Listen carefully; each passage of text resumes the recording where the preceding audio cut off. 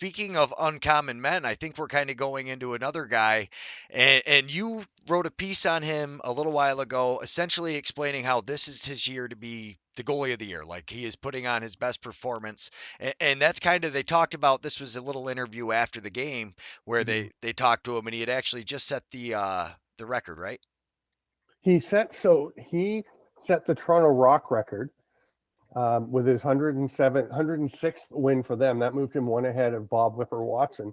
And it was his 107th win, which ties him with Patty O'Toole for second in NLL wins by a goalie. He had one win in Boston. He only played like 20 minutes, but it was a game where they came back and won. So he got the W.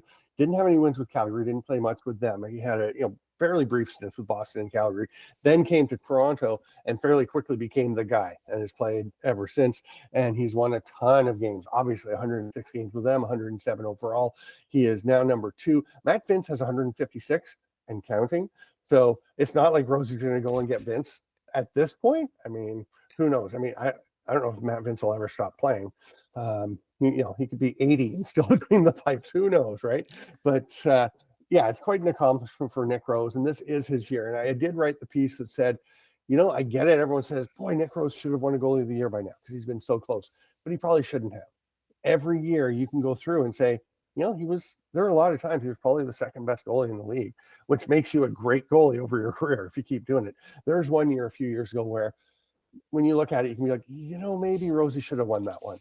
But there's nothing like I would say, 81 baseball where the Fernando Valenzuela, and I'm going way back, and a lot of you weren't even born then, but Fernando Valenzuela won shut up, won the Cy Young award when Tom Seaver clearly should have.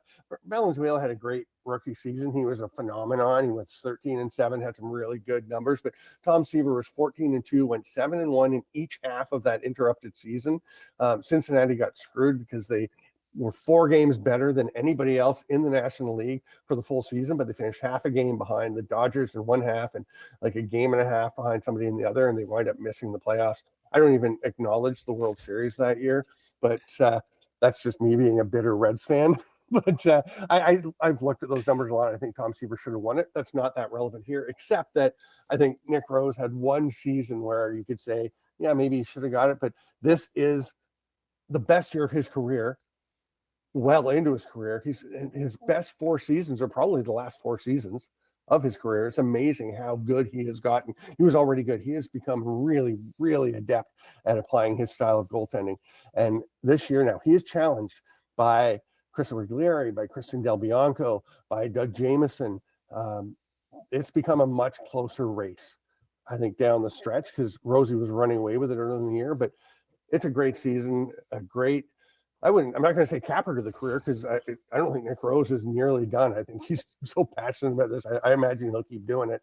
Um, Yeah, but their fans traveled really well. It's kind of I wanted to give a yeah, shout out to the Toronto fans. I know we're not that mm-hmm, far, but it's still a 5+ hour trek, probably, especially if you count the border crossing for a bunch yeah, of them. Martin's parents were sitting just behind me. That was pretty cool. You could hear them cheering, and he had a couple of good plays. I was actually kind of hoping he was going to score. He had a fast break at one point, and yeah, Charity was like, "Don't you dare!" I was like, "Oh, this would be so cool for his parents, though. He's running right down. They're sitting right yeah. here, and just to be able to." So thankfully they didn't, but it didn't seem to matter. They won anyways.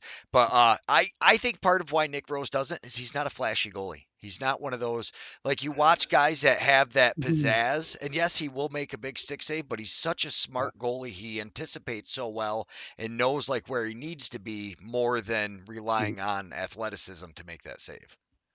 Well, and he's a huge dude. I mean, and he knows his angles, like you said. I mean, he knows exactly how to make the most of his strengths, which are positioning, angles, knowing his arc. Like, you're not going to see him way out like the Dylan Ward height in the net or in the crease. Because he tried something like that earlier in his career several years ago, and they were scoring on dunks behind him constantly, dunks and backdoor things. So he moved back a bit and took that away, and he's found just the right spots, and he makes it look so effortless. But no, he's working really hard, both up here and physically.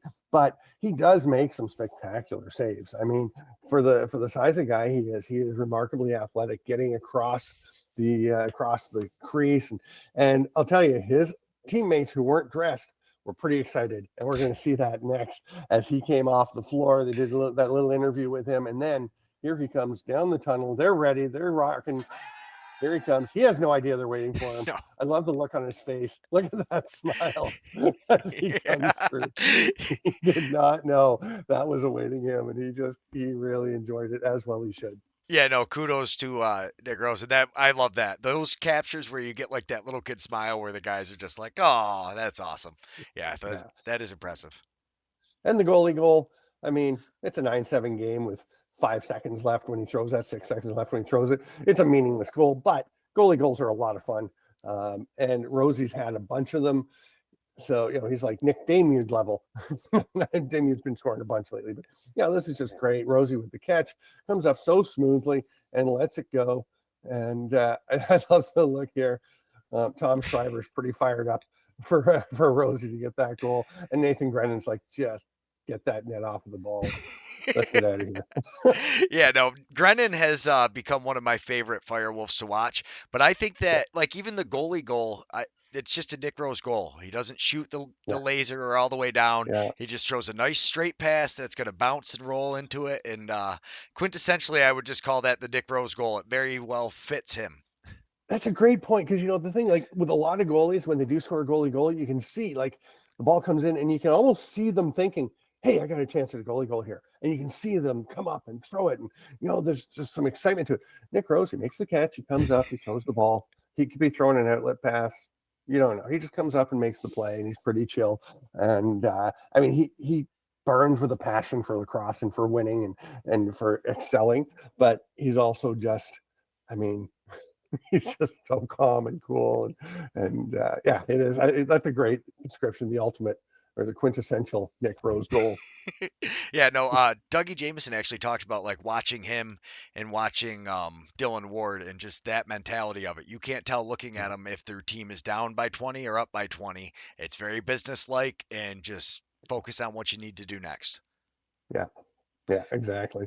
Until basically, I mean, you watch Dylan Ward and you'll see little flashes here and there of annoyance when things happen or frustration, but not much. Like he'll just lean back. He's got the classic, Ken Dryden lean back on the goal on the crossbar.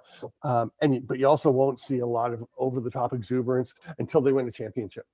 And then he gets fired up when he gets his helmet off and they're going for the presentation. That's about it. It's like the quiet guy. Once they finally let go, it's time to go. And speaking of a quiet